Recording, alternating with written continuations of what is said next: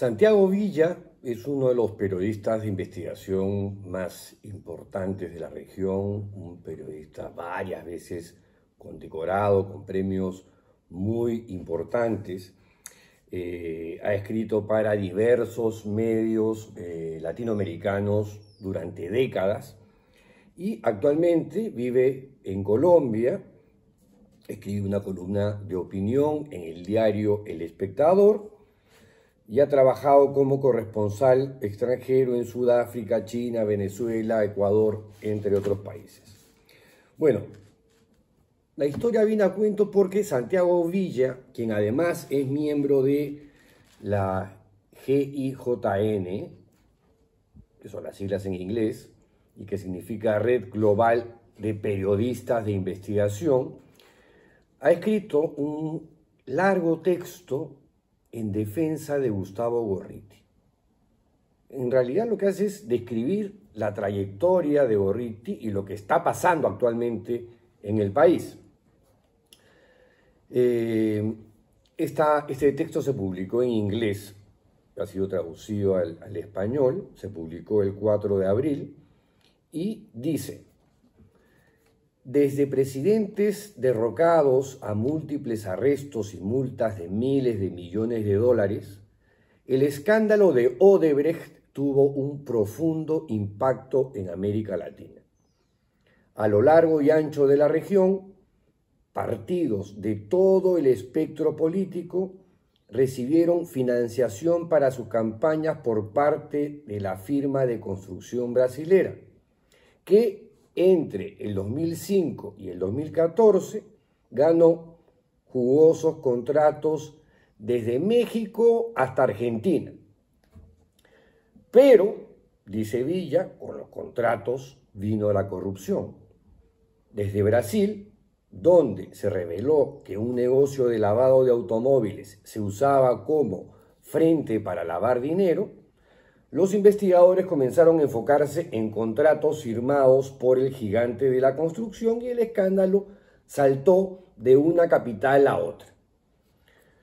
Para el año 2016, la firma admitió haber pagado 788 millones de dólares en sobornos a funcionarios gubernamentales, sus representantes y partidos políticos en varios países para obtener negocios, y esto según el Departamento de Justicia de los Estados Unidos, que criticó, dice literalmente, el esquema masivo y sin precedentes de manipulación de licitaciones. Hasta ahí lo que dice el Departamento de Justicia de Estados Unidos. Sigue diciendo Villa, esta historia se convertiría en uno de los casos de corrupción corporativos más graves de América Latina. El establecimiento político de Perú fue uno de los más golpeados por el escándalo Odebrecht. Además de decenas de funcionarios públicos, 4 expresidentes han sido investigados o enjuiciados en relación con varias revelaciones. Uno de los expresidentes, Alan García, se encerró en su habitación y se suicidó con una pistola cuando la policía llegó a arrestarlo. El medio peruano independiente IDL Reporteros investigó el escándalo desde el primer momento. Sus reporteros inicialmente publicaron la investigación como una revelación local sobre uno de los principales contratistas de infraestructura del gobierno peruano. Luego ayudarían a crear una red de salas de redacción para develar el cuadro completo de la corrupción de Odebrecht en América Latina. Por liderar audaces e innovadoras investigaciones sobre el tema, GIGN, o la Red Global de Periodistas de Investigación, los premió con el Global Shining Light Award. Hoy, IDL Reporteros, una organización miembro de GIGN, o Red Global de Periodistas de Investigación, y su fundador, Gustavo Gorriti, están luchando contra una campaña de intimidación que dicen es retaliación, o léase una respuesta de castigo, una vendetta, un desquite, una venganza o una revancha por sus incansables investigaciones en torno a Odebrecht.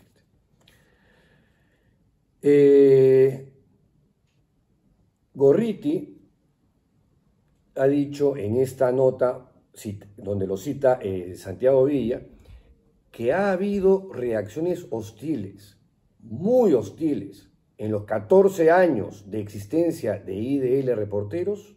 Sí, ha habido muchas, dijo Gorriti, un veterano periodista de investigación que recibió el Premio Internacional de Libertad de Prensa por parte de la CPJ, o el Comité de Protección para Periodistas. Y añade también, citando a Gorriti, pero yo diría que esta campaña, que incluso en aspectos que son externamente más burdos y torpes, ha sido cuidadosamente organizada de acuerdo con los esquemas propios de desinformación destructiva. Esta, de una u otro modo, junta todos los ataques y todas las reacciones porque está dirigida precisamente a hacer un ataque total por todo, para buscar un descrédito total de IDL Reporteros, para tratar de hacer la alquimia guatemalteca de convertir el periodismo de investigación en crimen y tratar de convertir a los pícaros y bribones en mártires.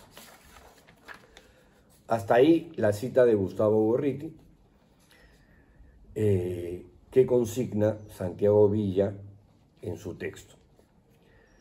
Y continúa: si bien la campaña de desprestigio ha llevado a que el medio sea atacado desde varios frentes, en marzo escalaron aún más, pues fue cuando la Fiscalía General abrió una investigación contra Gorriti y algunos de los fiscales que trabajaron en las investigaciones sobre lavado de dinero y corrupción de Odebrecht.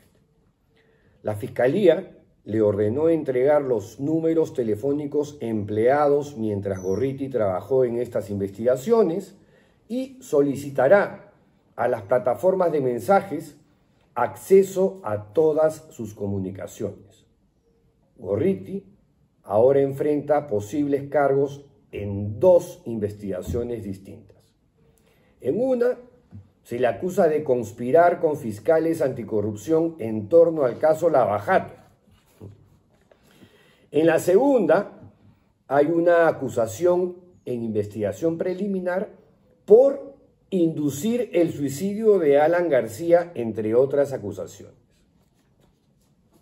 Esta es la mirada de un megaperiodista desde el exterior que consigna lo que muchos peruanos no quieren ver o se han llevado de las narices por Willax, por Expreso y por el fujimorismo de toda la vida.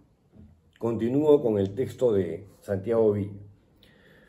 Willax Televisión, un canal de derecha peruano similar a Fox News, Fox News chicha, diría yo, ¿no?, le ha dado un extenso cubrimiento a las acusaciones contra Gorriti. El canal es cercano al partido Fuerza Popular, cuyo líder, Keiko Fujimori, ha sido acusada de recibir contribuciones ilícitas de campaña por parte de Odebrecht durante 2 de sus fallidas candidaturas a la presidencia de Perú. Hay que añadir también que simpatiza con Rafael López Aliaga y defiende los intereses de Erasmo Wong, su dueño, ¿no? Continúo con Santiago Villa. El juicio a Fujimori por estas acusaciones, que ella niega, comenzará en julio.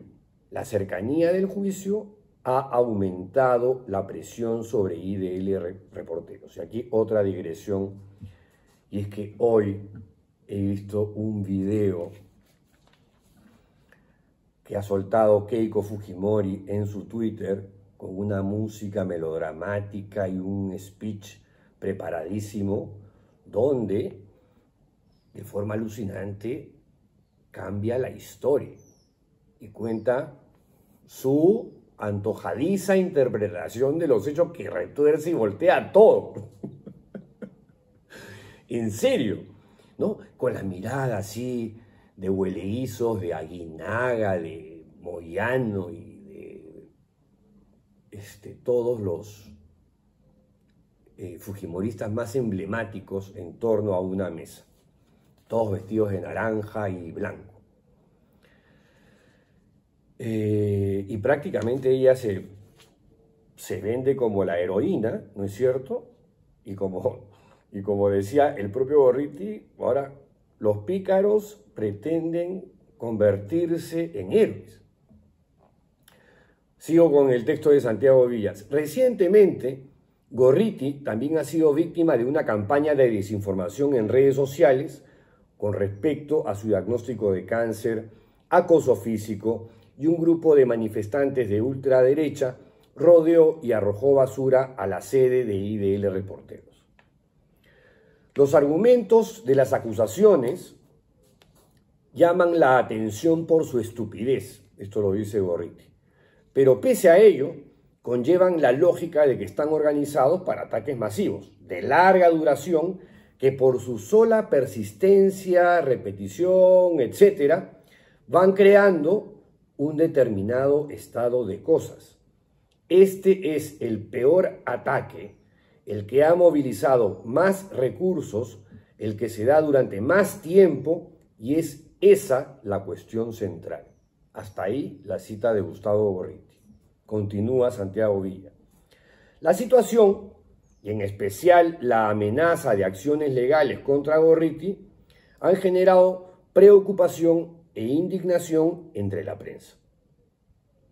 Entre la prensa de verdad, ¿no? Entre la prensa independiente. El año pasado, continúa Villa, la Comisión Interamericana de Derechos Humanos le urgió al Estado peruano que tomara medidas para proteger a Gorriti, cuyos derechos estaban bajo riesgo de daño irreparable. Eso es una cita textual de la Comisión Interamericana de Derechos Humanos. Continúa Villa.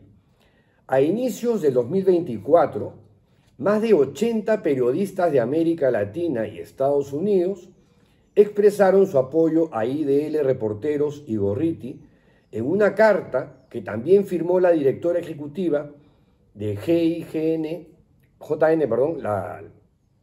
la Red Global de Periodistas de Investigación, o de Periodismo de Investigación, en alusión a Emilia Díaz Stack. Y en marzo, el US National Press Club y el National Press Club Journalism Institute, no hablo inglés, lideraron una carta conjunta de apoyo firmada por 10 organizaciones periodísticas y de defensa de la libertad de prensa que describieron la amenaza de acciones legales como un obvio intento por silenciar a uno de los mejores periodistas de investigación de América Latina.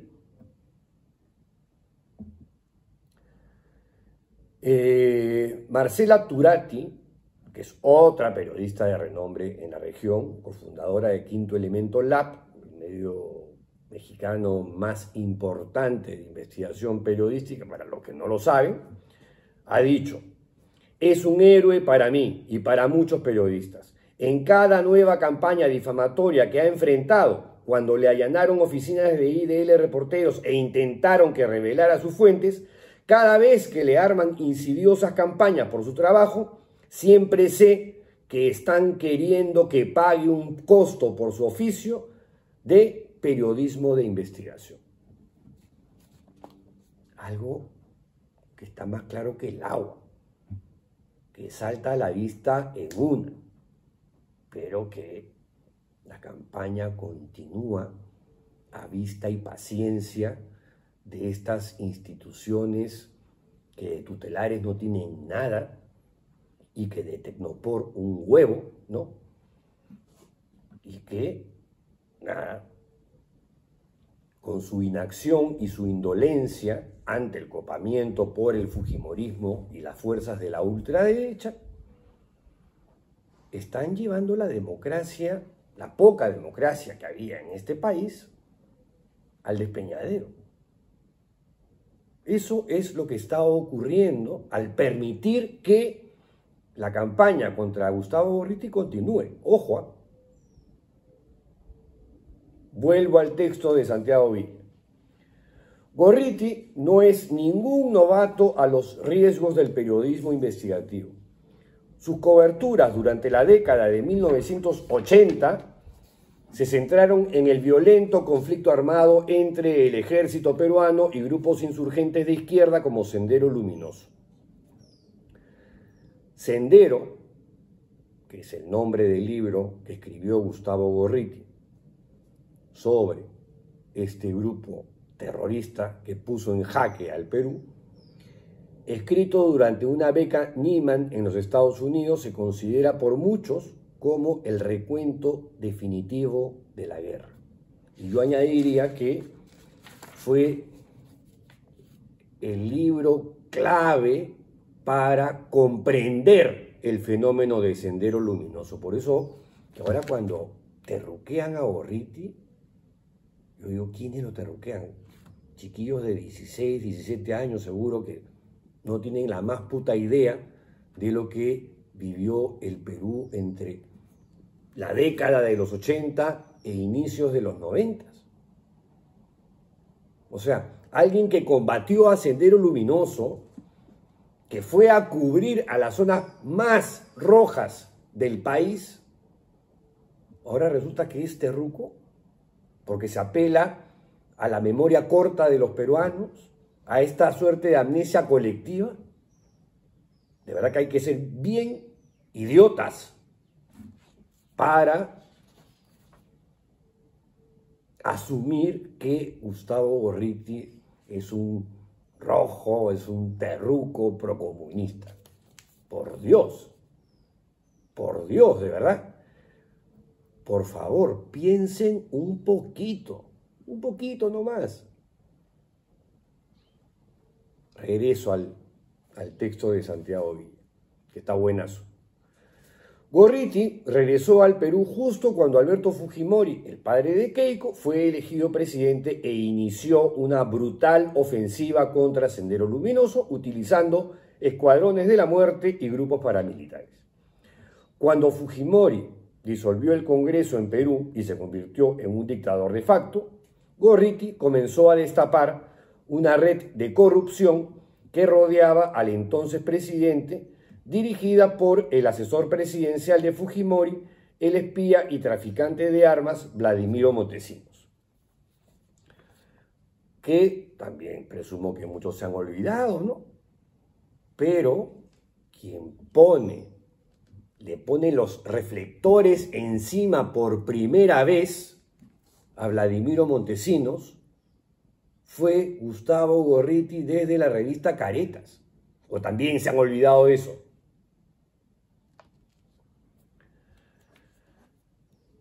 En 1992, Fujimori y Montesinos ordenaron el secuestro de Gorriti, porque a Gorriti lo secuestraron a él y a su computadora. Y se metieron a su casa por los muros, con su familia adentro. Fue llevado a un lugar secreto y solo liberado cuando su esposa alertó al gobierno de los Estados Unidos y a organizaciones no gubernamentales que protegían la libertad de expresión. Durante el resto de la década de 1990, Gorriti estuvo exiliado en Panamá, donde trabajó fortaleciendo el periodismo investigativo de ese país. Sus revelaciones sobre la corrupción gubernamental liderada por el entonces presidente Ernesto Pérez Valladares llevaron a que éste le revocara la licencia de trabajo y lo expulsara de Panamá. Pero de nuevo, gracias a las presiones locales e internacionales, Gorriti pudo seguir como periodista de investigación allí hasta que decidió regresar al Perú en el 2001, voluntariamente. ¿Quisieron votarlo? Sí, el gobierno corrupto de Pérez Valladares. Eso es una condecoración para Gorriti, ¿no? Porque hay gente idiota que dice, pero ¿por qué lo votaron a Gorriti de Panamá? Agarran un pedacito de verdad y la retuercen de tal manera que hoy por hoy, para algunos y algunas, Gorriti es una suerte de criminal de alta peligrosidad. Hay que ser bien imbécil para creerse eso, ¿eh? Bueno, volvemos al texto de Santiago. El año anterior, el gobierno de Fujimori se había venido abajo cuando se hicieron públicas las grabaciones de Montesinos sobornando a congresistas de la oposición. Fujimori y Montesinos fueron arrestados, enjuiciados y condenados por cometer violaciones a los derechos humanos y actos de corrupción. Después de su regreso a Perú, en 2005, Gorriti fue nombrado director del Instituto Prensa y Sociedad, IPIS, una organización sin ánimo de lucro para la defensa de la libertad de prensa que, además de apoyar a periodistas peruanos, les dio refugio a colegas amenazados en otros países de la región. Pero Gorriti comenzó a alarmarse por el vacío en la vigilancia que los medios hacían del poder y después de algunos años decidió regresar a las salas de redacción. Y aquí cita a Gorriti Santiago Villa. Había una crisis del periodismo de investigación por la tremenda reducción en las unidades de investigación en las redacciones. Empieza a ser cada vez mayor la necesidad de crear pequeñas unidades. Había que contar siempre con presupuestos extremadamente austeros de unidades de investigación de periodismo sin fines de lucro. Y lo dejo acá, continúo mañana, porque luego habla de la fundación de IDL Reporteros, que, si me preguntan, es el portal periodístico investigativo más importante del país, que destapó el caso de corrupción más grande en nuestra historia reciente y contemporánea. Hasta mañana, si la tolerancia lo permite. Chao.